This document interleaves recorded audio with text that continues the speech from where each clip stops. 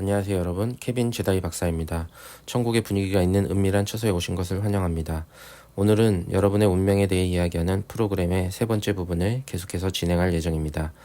그리고 천국에서 여러분의 기록된 책들에 대해서도 이야기해 보겠습니다. 오늘은 시편 25편으로 시작하겠습니다. 이 프로그램에서는 하나님께서 여러분을 친밀하게 알고 계시며 여러분의 미래를 알고 계신다는 사실에 초점을 맞출 것입니다. 하나님께서는 여러분에 대한 모든 것을 알고 계십니다. 계속해서 그 내용을 살펴보겠습니다. 놀라운 시편이 있습니다. 기억하시겠지만 저는 패션 번역을 좋아합니다. 해당 번역본이 있다면 지금 바로 꺼내보시는 것을 추천드립니다. 만약 번역본이 없다면 어디서든 구할 수 있으며 원하신다면 디지털 기기에도 다운로드할 수 있습니다. 1절부터 시작하겠습니다. 영원히 주님 앞에서 내 영혼을 들어올리니 주여 나를 도와주소서. 내가 주를 의지하나이다. 나를 대적하는 자들이 나를 조롱하지 못하게 하시고 패배의 부끄러움이 나를 덮치지 못하게 하소서. 주와 마음을 합한 자가 어찌 수치를 당하리이까. 잠시 여기서 멈추고 이 내용에 대해 이야기해 보겠습니다. 아버지께서는 여러분과 하나가 되기를 원하십니다. 요한복음 17장에서도 이에 대해 이야기하고 있으며 이전 프로그램에서도 언급했던 내용을 다시 한번 강조하고자 합니다. 우리에게는 영과 혼과 육이 있습니다. 이에 대해서는 매우 자세하게 이야기했습니다. 이것이 우리가 어떻게 만들어졌는지에 대한 기초입니다. 데살로니가전서 5장 23절을 기억해 보세요. 우리에게는 영과 혼과 육이 있습니다. 자, 시편 기자는 하나님께 수치를 당하지 않게 해달라고, 적들이 자신을 조롱하지 않게 해달라고 간구하고 있습니다. 지금 어려움을 겪고 있다면 이 기도를 해야 합니다. 주여 나를 도와주소서. 나는 주를 의지하나이다. 라는 말은 즉 하나님께 마음과 상황을 솔직하게 말씀드려야 한다는 것입니다. 지금은 진실보다 상황이 더 크게 들릴 수도 있으니 하나님께 부르짖어야 합니다. 하나님께 물어야 합니다. 이것은 시편 기자가 경험한 것들입니다. 그는 부끄러움이나 패배가 나를 덮치지 않게 하소서, 나를 대적하는 자들이 나를 조롱하지 못하게 하소서라고 말했습니다. 주여 나를 도와주소서. 나는 주를 의지하나이다 라고 말했습니다. 바로 지금 여러분도 마음속으로 하나님을 믿고 있지만 전쟁을 겪고 있습니다. 육신을 입고 이 땅에서 살고 있다면 전쟁을 겪을 수밖에 없습니다. 예수님께서 말씀하시길 들어라. 너희가 세상에서는 환난을 당하나 담대하라. 내가 세상을 이기었노라 라고 말씀하셨습니다. 영적인 진리가 있습니다. 이전 프로그램에서 이야기했던 절대적인 진리가 여러분의 영 안에서 말하고 있습니다. 그리고 여러분의 마음과 의지와 감정인 혼이 있습니다. 맞죠? 이것들은 일상생활에서 데이터를 수집하고 논리적으로 판단합니다. 누군가 여러분을 오해하면 왜 저 사람이 나를 오해했을까? 내가 뭐 잘못했나? 라고 생각할 수 있습니다. 사람들이 여러분을 대하는 태도나 말하는 내용이나 말하지 않는 내용을 가지고 진리를 판단하면 안 됩니다. 다른 말로 하면 하나님의 진리를 자신의 상황에 근거해서는 안 됩니다. 왜냐하면 기록된 것은 하늘에 확정되어 있기 때문입니다. 그래서 우리는 하나님의 말씀을 선포해야 합니다. 이것은 매일 기도할 수 있는 완벽한 기도입니다. 여기 이 부분은 이렇게 말합니다. 그의 마음이 당신과 하나 되었을 때 주와 마음을 합한 자가 어찌 수치를 당하리이까. 즉 예수님께서 요한복음 17장에서 말씀하신 것처럼 아버지여 나와 당신은 태초부터 하나였으며 같은 영광을 누렸습니다. 우리는 하나였습니다. 라고 말씀하신 것과 같습니다. 우리는 하나였습니다. 이제 저는 이들이 우리처럼 하나가 되게 해달라고 기도합니다. 라고 말씀하셨습니다. 시편 25편에서는 내 마음이 주와 연합되어 있는데 어떻게 내가 수치를 당할 수 있겠는가? 라고 말합니다. 이어서 그들이 무고한 자를 해칠 때에 모두 패하고 부끄러움을 당할 것입니다. 라고 말합니다. 무고한 자를 해칠 때 그들은 부끄러움을 당하고 패할 것입니다. 여러분의 하트는 순결합니다. 거듭난 성령 충만한 그리스도인으로서 여러분의 영은 완벽하다는 것을 알고 계셨나요? 하나님께서는 여러분을 새로운 피조물로 창조하셨습니다. 이전에는 창조된 적 없는 새로운 존재입니다. 그리스도 안에서 새 사람이라는 말은 새로운 종, 새로운 삶의 방식, 새로운 사람을 의미합니다. 옛사람은 지나갔습니다. 그러므로 여러분의 영 안에서 여러분은 거룩합니다. 듣고 계시죠? 우리가 무엇에 대해 이야기했죠? 너희는 양자의 영을 받았으므로 로마서 8장 15절에 나와 있습니다. 그러므로 여러분은 양자의 영을 가지고 있습니다. 받아들임의 영이라고도 하죠. 받아들임의 영이 여러분 안에 있다는 것은 여러분이 거부당하지 않고 혼자 남겨지지 않으며 버려지지 않는다는 것을 의미합니다. 그리고 시편 기자를 통해 주님께서는 그들이 무고한 자를 해칠 때 모두 패하고 부끄러움을 당할 것입니다 라고 말씀하십니다. 이는 여러분을 대적하는 적들이 누구이든지 간에 하나님은 정의의 하나님이시기 때문에 그들이 바로 잡힐 것이라는 뜻입니다. 하나님께서 그렇게 하실 것입니다. 여러분이 어떤 어려움을 겪고 있든 하나님께서는 이미 친밀하게 그 일에 관여하고 계십니다. 여러분의 하트가 연합되어 있기 때문입니다. 아시겠죠? 이해하고 계시죠? 이것을 꼭 받아들이셔야 합니다. 이것은 하나님의 말씀이기 때문입니다. 시편 기자는 주여 제 인생에 대한 주님의 계획을 경험할 수 있도록 제 여정을 인도하소서라고 말합니다. 주께서 기뻐하시는 생명의 길을 보여주소서라고 말합니다. 생명의 길입니다. 주님께서 기뻐하시는 생명의 길을 보여주시고 그 길을 따라 저를 인도하소서, 저의 손을 잡고 저를 가르쳐 주소서. 이보다 더 친밀할 수는 없습니다. 시편 기자는 하나님께 자신의 생명의 길을 보여주시고 자신의 인생에 대한 계획을 알 수 있도록 눈을 열어달라고 간구하고 있습니다. 그리고 한 걸음 더 나아가 주님의 길을 가르쳐 주시고 손을 잡고 인도해 달라고 말합니다. 여러분이 원하시는 것 아닌가요? 저도 원합니다. 은밀한 처소는 하나님께서 여러분을 가르치시는 곳입니다. 은밀한 처소는 하나님께서 여러분의 손을 잡고 인도하시는 곳입니다. 물론 하나님께서는 여러분을 위해 많은 계획과 목적을 가지고 계시지만 여러분은 그것을 알지 못합니다. 하지만 하나님께서는 이 계획들을 여러분에게 말씀해 주시기를 원하십니다. 영은 모든 것, 심지어 하나님의 깊은 것까지도 살피느니라고 고린도전서 2장 10절에 나와 있습니다. 이 구절을 보면 이런 내용이 있습니다. 우리의 눈은 보지 못하였고 우리의 귀는 듣지 못하였습니다. 하나님께서 자기를 사랑하시는 자들을 위해 예비하신 것들을.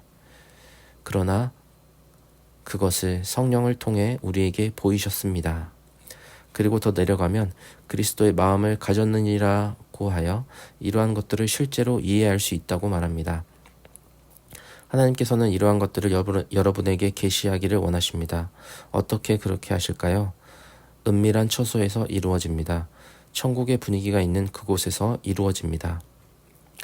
예수님께서 저에게 방문하셨을 때 하신 말씀을 기억하시나요? 전에 몇 번 이 얘기를 했었습니다.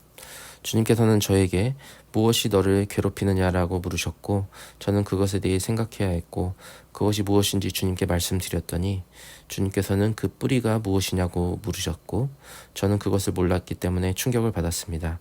그래서 시간이 걸렸고 제가 말씀드린 것처럼 성령님께서 제 마음을 이틀 동안 살피신 후에야 그것을 알게 되었습니다. 성령님께서는 그것을 바로 제게 알려주셨습니다. 주님께서 제 길을 인도하고 계셨던 것입니다. 주님께서는 저에게 생명의 길을 보여주시고 주님의 뜻을 이해할 수 있도록 도와주셨습니다. 제가 아버지의 사랑을 계시받지 못했다는 것이었습니다. 제가 그것을 알지 못했기 때문에 아버지의 사랑을 받아들이거나 받을 수가 없었습니다. 하지만 하나님의 사랑을 받아들이고 나서 어떻게 되었을까요? 저는 더 이상 희생자가 아니었습니다. 상황은 반전되어 희생자는 원수가 되었습니다. 그 후로 하나님께서는 저를 추적하기 시작하셨고 저는 적들을 추적하기 시작했습니다. 그리고 하나님께서는 제가 더 이상 희생자가 아니었기 때문에 모든 적을 물리칠 수 있도록 도와주셨습니다. 왜일까요? 하나님의 사랑을, 아버지의 사랑을 받았기 때문입니다. 지금 아버지의 사랑이 여러분을 향하고 있다면 무슨 일이 일어날까요? 성경은 완전한 사랑을 두려움을 쫓아낸다고 말합니다. 하나님의 사랑이 여러분의 삶에 들어오고 아버지의 사랑을 깨닫게 되면 두려움은 자동으로 쫓겨납니다. 이것은 하나님이 사랑이시기 때문에 여러분이 사랑 안에서 완전하게 된다는 것을 의미합니다. 그렇죠? 이것이 비밀입니다. 이렇게 하나님께 말씀드릴 필요가 있습니다. 주님께서 저를 사랑하시는 것을 압니다. 주님의 사랑을 받아들입니다. 주님의 계시의 여정을 걸을 수 있도록 제 손을 잡아주세요. 성령님은 삼위일체의 한 분이심을 기억하세요. 성령님은 거룩하시고 하나님의 영이십니다. 성령님은 여러분 안에 들어오셔서 여러분 안에 계십니다. 하나님께서 여러분 안에 계시며 성령님께서는 여러분에게 말씀하시며 그분의 영역에 대해 이야기하기를 원하십니다. 성령님은 영의 영역의 주인이시며 영의 영역에 대한 모든 것을 이해하고 계십니다. 또 알아야 할 것은 성령님은 또한 우리를 이해하고 계십니다. 우리가 읽은 것처럼 그분은 우리를 이해하십니다. 하나님께서는 우리를 이해하십니다. 하나님께서 여러분을 이해하시고 여러분 안에 계시다면 당신이 당신의 하트에 굴복하고 은밀한 처소에서 주의 깊게 듣는다면 천국의 분위기가 이 계시의 장소를 만들어내지 않을까요? 물론입니다. 왜냐하면 성령님께서는 여러분에게 말씀하시기를 원하시기 때문입니다. 이것이 바로 지금 성령님께서 저에게 하시는 말씀입니다. 성령님께서는 여러분 안에서 몇 가지 말씀하고 싶어 하십니다. 네 문제의 뿌리가 여기에 있다. 나는 너의 손을 잡고 이 여정, 이 계시의 길을 함께 걸으며 네가 인생에서 겪는 모든 일을 실제로 다룰 수 있는 곳으로 인도하고 싶단다 라고 말씀하고 싶어 하십니다. 그러므로 여러분이 일하러 갈 때에도 하나님께서는 여러분과 함께 가십니다. 여러분의 외부에만 계시는 것이 아니라 내부에서 여러분을 코치하기를 원하십니다. 성령님께서는 여러분을 위로하고 인도하고 모든 진리로 이끌어 주시기 위해 보내심을 받았습니다. 성령님께서는 심지어 여러분에게 미래를 알려주시기를 원하십니다. 예수님께서는 그가 오시면 내가 말한 것을 생각나게 해주실 것이다 라고 말씀하셨고 그리고 그가 장차 올 일을 너희에게 알려주실 것이다 라고 말씀하셨습니다. 사도 요한에게도 이러한 일이 일어났습니다. 사도 요한이 어느 날 밤모섬에 있을 때 주님의 날에 성령에 사로잡혀 영이 그를 감싸고 데려가 미래를 보여주셨고 그는 그것을 기록했습니다. 그리고 우리는 이것을 요한계시록이라고 부릅니다. 성령님은 계시의 영이며 요한을 데려가 우리의 미래를 보여주셨습니다. 성령님께서는 여러분의 길과 미래를 살펴보고 싶어 하십니다. 그것은 좋은 미래입니다. 예레미야 29장 11절에서 성령님께서는 예레미야를 통해 무엇이라고 말씀하시나요? 너희를 향한 나의 생각은 내가 아나니 재앙이 아니라 곧 평안이요 너희 장래에 소망을 주려 하는 생각이라 라고 말씀하십니다. 이는 하나님께서 여러분을 위한 좋은 계획을 가지고 계시며 그 계획은 반드시 이루어진다는 것을 의미합니다. 여러분의 삶을 환경에 따라 판단하지 말고 하나님께서 여러분을 위해 좋은 계획을 가지고 계시다는 사실을 기억해야 합니다. 하나님께서는 이미 그 환경을 뒤엎기로 결정하셨습니다. 지금 하나님께서 여러분에게 말씀하고 계십니다. 시편 기자는 주님, 제 인생의 여정을 인도해 주셔서 제 인생에 대한 주님의 계획을 경험할 수 있게 해주십시오. 주님을 기쁘게 하는 그 생명의 길들을 드러내 주십시오. 이것은 모두 시편 25편에 있습니다. 그 길로 저를 인도하소서. 그 손으로 저를 붙드시고 저를 가르치소서. 주님은 나의 구원의 하나님이시니 저는 제 하트를 주님의 하트에 묶었습니다. 여러분은 하나님과 하나입니다. 예수님께서 기도하신 것처럼 아버지, 저들이 하나 되기 원합니다. 아버지와 제가 하나인 것처럼 아버지와 제가 창세전에 가진 것과 같은 영광이 저들이 갖기를 원합니다. 그리고 아버지가 저를 사랑하시는 사랑을 보여주시기를 원합니다. 아버지가 그들을 꼭 그만큼 사랑하시기 때문입니다. 이것이 예수님께서 요한복음 17장에서 하신 말씀입니다. 우리에게는 성령님이 계십니다. 우리 안에서 우리를 계시의 길로 인도하여 우리가 하나님을 기쁘시게 하는 생명의 길로 인도하고 있습니다. 하나님을 기쁘게 하고 싶지 않으세요? 그렇게 하고 싶은 것을 압니다. 히브리서 11장 6절에는 뭐라고 말씀하나요? 믿음이 없이는 하나님을 기쁘시게 하지 못하나니 하나님께 나아가는 자는 반드시 그가 계신 것과 또한 그가 자기를 찾는 자들에게 상 주시는 이심을 믿어야 할지니라 라고 쓰여 있습니다. 이것이 바로 우리가 이 프로그램에서 하고 있는 일입니다. 우리는 실제로 하나님을 찾고 있습니다. 여러분이 이 방송을 시청하고 우리가 여기 앉아서 이것에 대해 이야기하는 동안 우리는 부지런히 하나님을 찾고 있습니다. 여러분은 듣고 있고 생명의 말씀을 듣고 있습니다. 왜냐하면 저는 이 세상의 영역에서 말하는 것이 아니기 때문입니다. 저는 하늘의 영역에서 말하고 있습니다. 저는 지금 당장 여러분의 환경에 들어갈 수 있는 분위기를 만들고 있습니다. 왜냐하면 제 영이 그 영역에서 여러분에게 말하고 있기 때문입니다. 무슨 일이 일어날지 아시죠? 모든 것이 바뀌어야 합니다. 하나님은 여러분을 사랑하시고 여러분 안에 계시기 때문에 거부할 수 없습니다. 시편 25편을 계속해 봅시다. 주여, 제 하트를 주님의 하트로 감쌌습니다.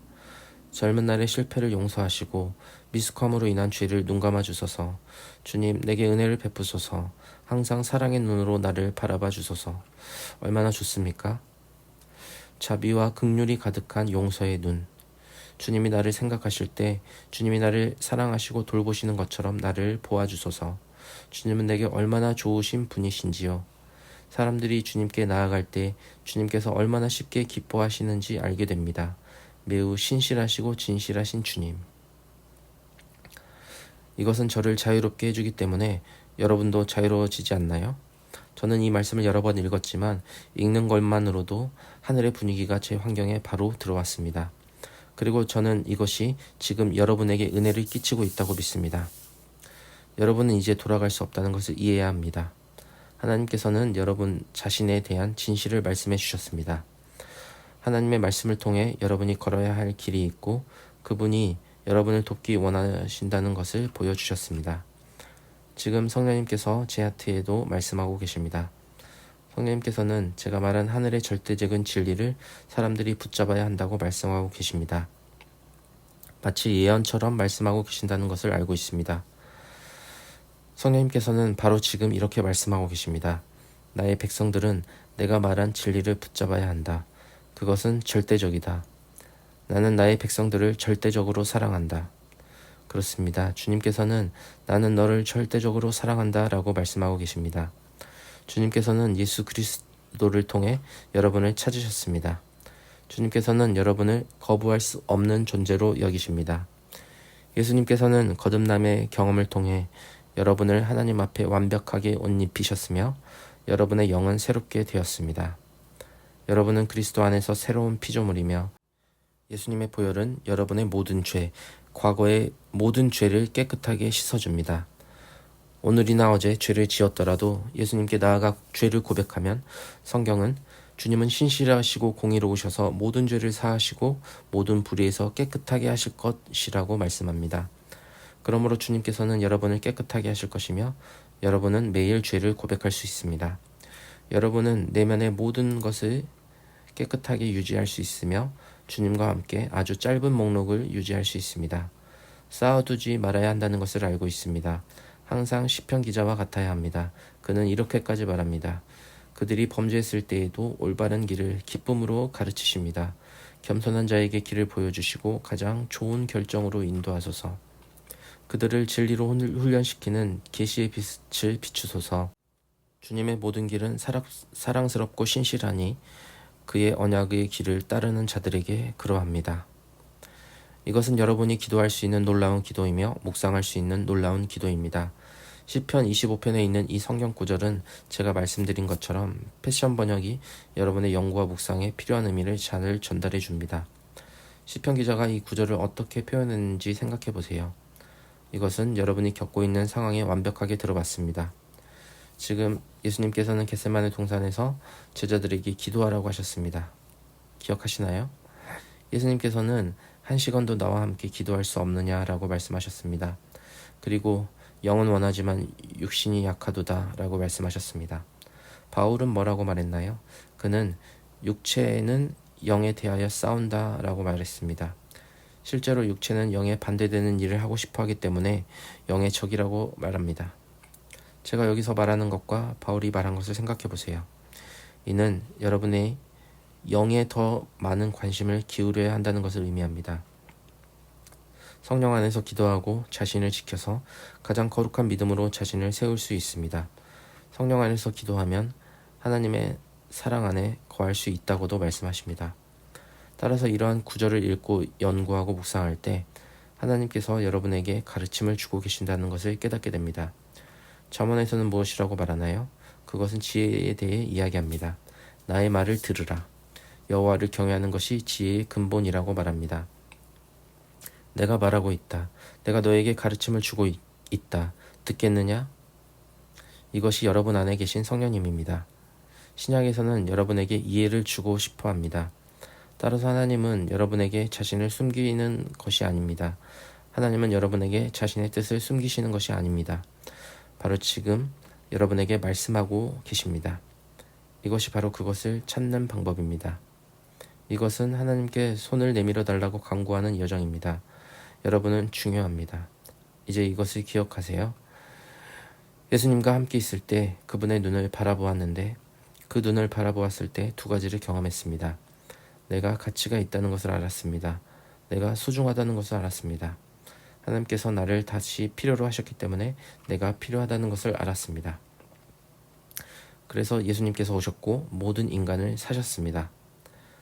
좋아요. 그것이 첫 번째였습니다. 주님의 눈에서 나는 보았고 내가 가치 있다고 느꼈다는 것을 깨달았습니다. 두 번째로는 안전하다고 느꼈습니다. 나는 안전하다고 느꼈습니다. 주님의 눈을 바라보니 주님이 나를 창조하셨고 나에 대한 책을 쓰셨습니다.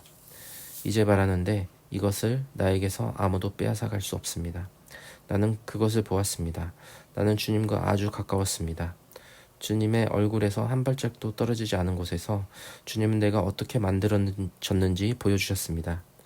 주님은 나를 생각하셨다는 것을 보여주셨고 주님은 나를 어떻게 뇌쉬었는지 보여주셨습니다.